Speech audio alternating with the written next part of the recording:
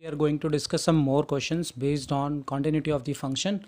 So the question which I'm taking is question number 18, in which you have to find out what the value of lambda if this function is defined or continuous at x equal to 0. So now if it is given that the function is continuous at x equal to 0, it means that left hand limit and right hand limit and the value of the function at this point will be equal. So I am writing this condition that at x equals to 0, left hand limit equal to right hand limit equal to value of the function at that point. So we'll find left hand limit and right hand limit accordingly. Limit, this is h tends to 0, f0 minus h, limit h tends to 0, f0 plus h, and function's value at this point. It's given that function's value of this is, this function is this is lambda 0 square, and this is 0 into 0. So we'll now calculate the left hand limit. For left hand limit, our function is left hand limit means this 0 minus h, the value here it is less than 0. So for less than 0, the value of the function is lambda x square minus 2x. So we'll write this lambda, but here x will be replaced by 0 minus h, which is actually minus h. So this will be minus h square minus 2 into minus h, and come to the right hand limit. Right hand limit is where x greater than 0. X greater than 0, then function is, limit this h tends to 0, this function is fx is 4x minus 1, but here it is 0 plus h, so we'll replace x by 0 plus h. So accordingly it will become 0 plus h plus minus 1, and this value is, this is lambda and this is 0. So now we'll calculate the value. Here you can put the value directly. So this becomes lambda, this is 0, this becomes h you put, then this becomes minus 1, this is lambda 0. So you can find that lambda minus 1 upon 0 from these two, you can get it lambda equal to minus 1 upon 0. So it is not defined. So it means that this function, there is no real value of this lambda. So this is, you can say there is no real value exist for this lambda. There is no real value exist for lambda. So this way you can discuss this problem. And now we have to discuss this for continuity of this function at x equal to 1 also. Now this time we have to check whether this function is continuous at x equal to 1 or not. So we'll find that we'll find at x equal to 1. So we'll take limit x tends to 1. For 1, you know that 1 is greater than 0. So for all 1 greater than 0, your fx will be fixed. So limit x tends to 1, this is 4x plus 1. So you substitute the value, this is coming now 5, and we'll find the value also at x equal to 1. So f1 will be, again x equal to 1 will be coming into this. So this will again be 4x minus 4x minus 1, this is fx, and put imply f1 you have to find. So this becomes 4 into 1 minus 1. So this is minus 1, sorry. So this becomes your 4 minus 1, 3, and this is 4 minus 1, 3. So both values are same. So you can say that f is continuous at x equal to 1. Now next question is 19. Show that this gx equal to x minus greatest integer function x is discontinuous at all integers. So just I recall you what the greatest integer function is. Greatest integer function, if it is 2.1, so answer of this will be 2. We go from to left side, and whatever integer comes first, that is the answer of that greatest integer function. If it is 1.9, then answer will be 1. If it is minus 2.1, we go towards the left side, so minus 3 will be the answer. So you just keep in mind all these values, and now we'll discuss the continuity of the function at all integers. So randomly you take, let c is an integer. So in general, we have taken general point c as an integer, and we'll discuss the continuity of this point c. So we'll first take left hand limit. So left hand limit equal to limit h tends to 0, and this will be this is gx. So our gx will become, this is at c we are taking, so we have to write this c, we'll write it again, limit h tends to 0 g c, because this is the left hand limit, so c minus h will be taking. So now this becomes limit h tends to 0 g c, you put value of c minus h in here, so in this function it becomes c minus h minus c minus h. Now you can see that's you can put this value of h, so this value becomes, this integer will become c, or you can continue one step further, this is c minus h, and this is going to be, you see this is c minus h, means for example if I take 2 3 minus h, so this value will be, because h is a smaller positive value, so it becomes your 2. So whatever is c, you will get 1 less, so this is c minus 1. Now you can put the value of h equal to 0. So h, if you put 0, then this becomes c minus c plus 1, so that is your 1. So your left hand limit is coming as 1. Now we'll discuss right hand limit. Right hand limit h tends to 0 and g c plus h. Now we'll substitute the value, this is limit h tends to 0, this is c plus h minus c plus h. Now here you have to take some more example. If I take this greatest integer function, if I take 3.1, the answer of 3.1 will be 3.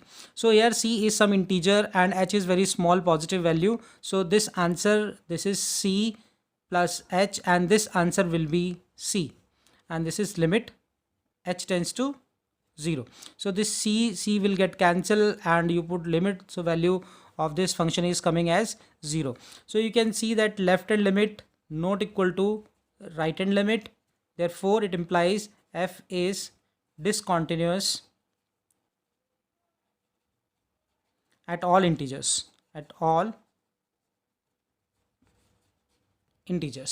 So I can just explain you this again, because this is a greatest integer function and you have to understand this with the help of some examples.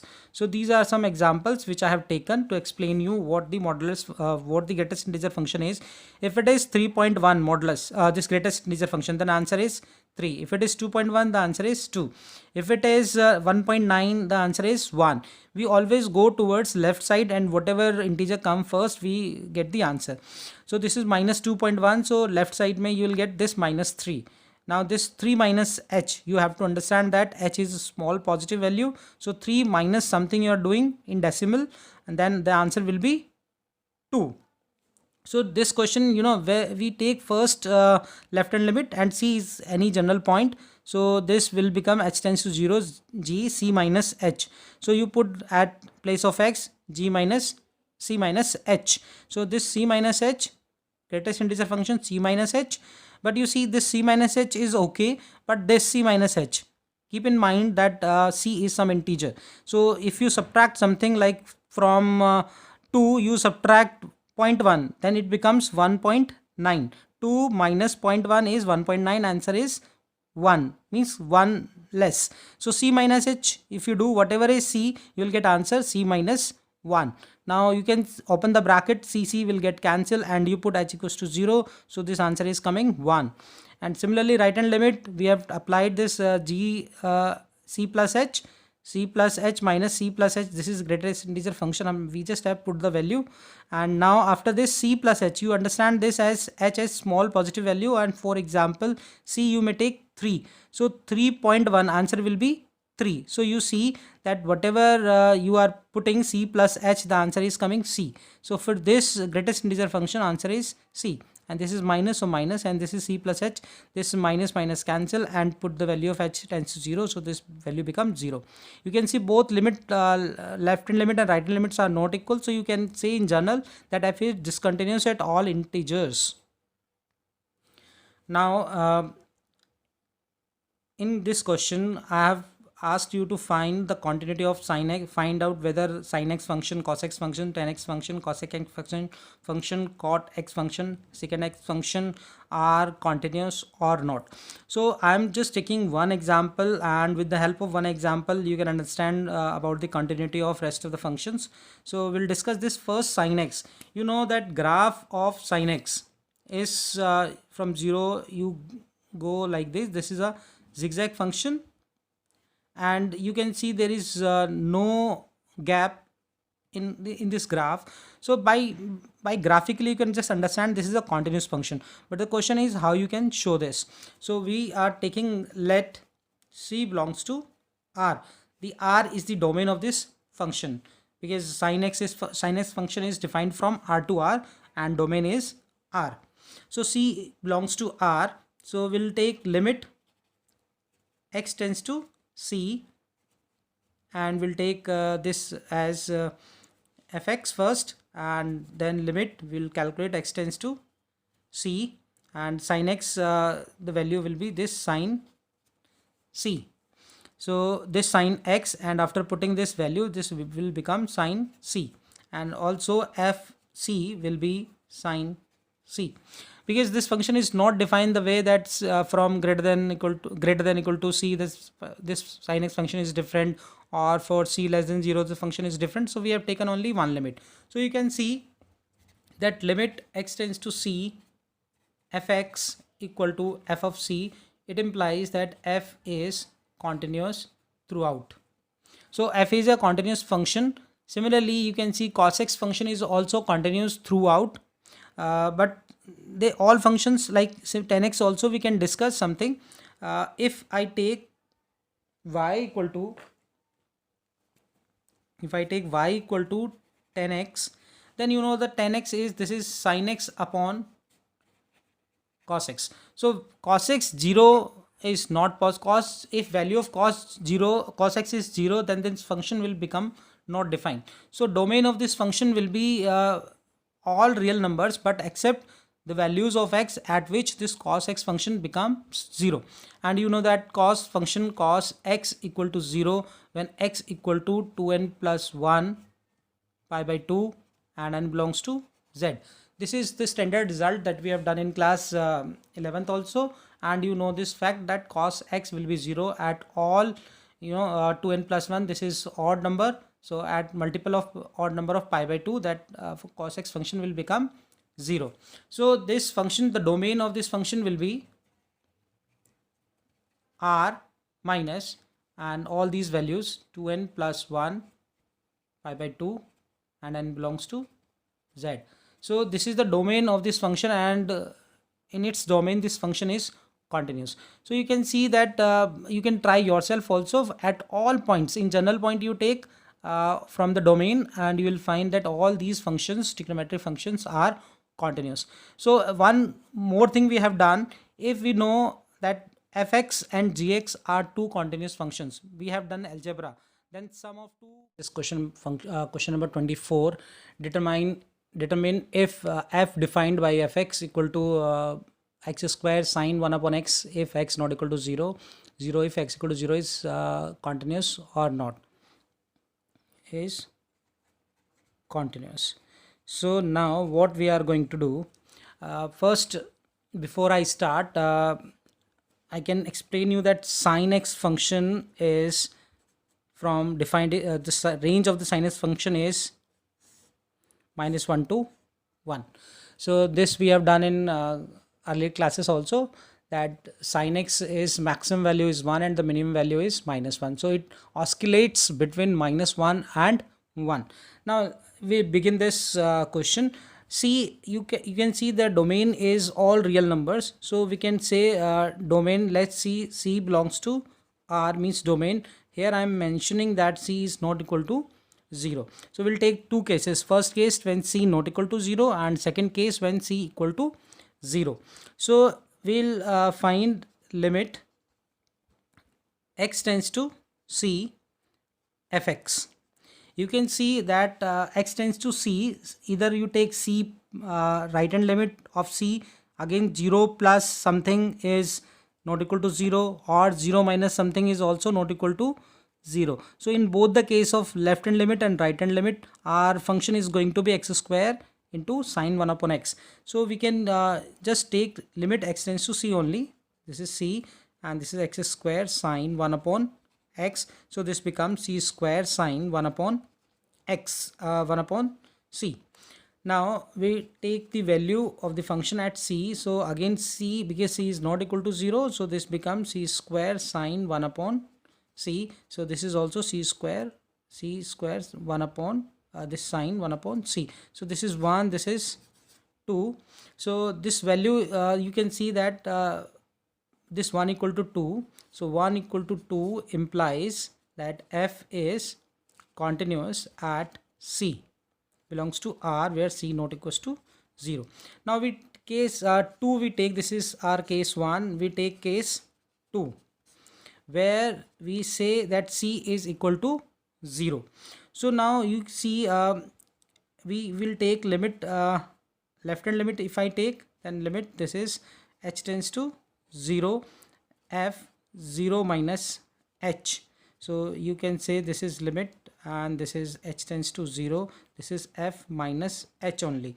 So this minus h, you can say this is not equal to 0. So your value of this function will become limit h tends to 0 minus h square and sine, this is 1 upon minus h. So this you can write this is h square and this minus sine you can take out. So this is minus limit, this is h tends to 0 h square sine 1 upon h. Now you see you can write this as limit minus, you can take out limit h tends to 0 h square and limit h tends to 0 sine 1 upon h. So you can see that this which I am making in the circle, you see whatever the value you of h you take, this value will be from -1 to 1, as I mentioned earlier also, that whatever the value of h you take here, your value of this function will always be -1 to 1 according to this. So it means that this is minus, this is 0 h square, this limit is 0 and this value oscillates between -1 and 1. So 0 into any value between -1 and 1 is 0. So you can see that your left hand limit is coming as 0. Now we'll discuss right hand limit also. Limit h tends to 0, this will be 0 plus h. So you can write that limit h tends to 0. Again this is not equal to 0, so this will be your h square sine 1 upon h. As I've discussed earlier, you can say similarly that this value is also 0. As you can see, this value of this will oscillate between -1 and 1. So you can see, and last step is f0. So f at 0, x equal to 0, then value of the function is also 0. So from this we have got that f is from case 1 and case 2. We can write now f is continuous at x equal to 0. And now we can conclude from case 1 and case 2, it implies f is continuous everywhere. Continuous everywhere. So it means this also, that f is as f has no point of discontinuity.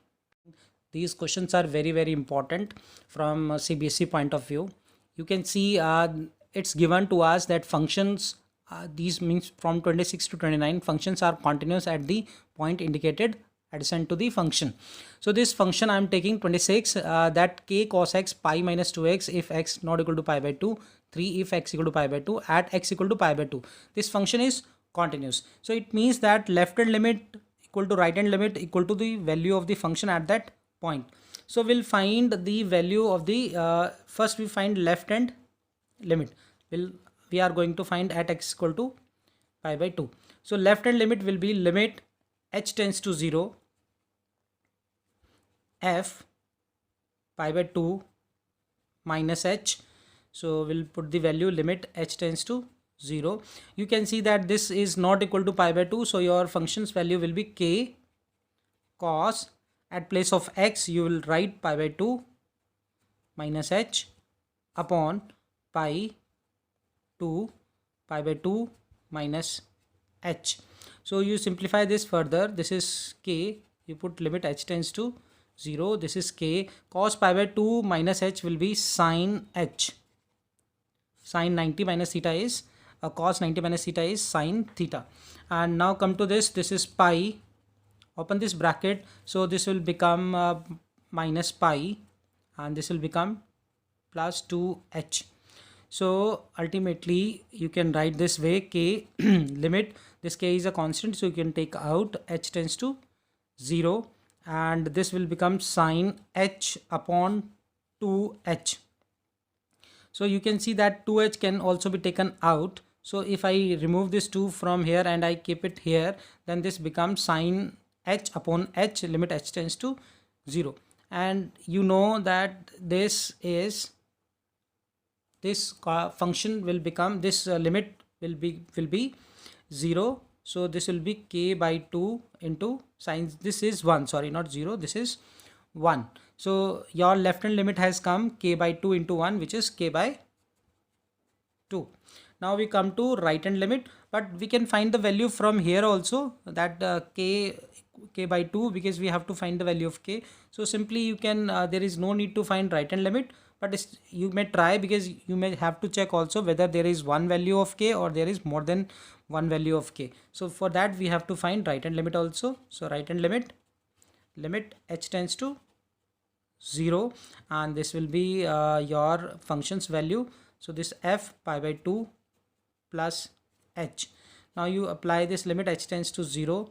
This is k cos pi by 2 plus h upon, this is pi minus, this is 2 pi by 2 plus h. Now you simplify this. So k you take out, this will be then limit h tends to 0, and this will be sine minus 9 sine h, and this will be, this 2 cancel, this is minus 2h. So this is 2 you can take out, and this is minus h, so this can be cancelled again. So this way this function, this is again 1, so this is again k by 2. So you may check, because this function is of this type, so your left hand limit and right hand limit are going to be same, but you may check with depending upon the question also. You always should check the left hand limit and right hand limit. And now you know that left hand limit equal to right hand limit equal to function's value at that point is pi by 2, and that value is given to us at 3. So it means k by 2 equal to 3.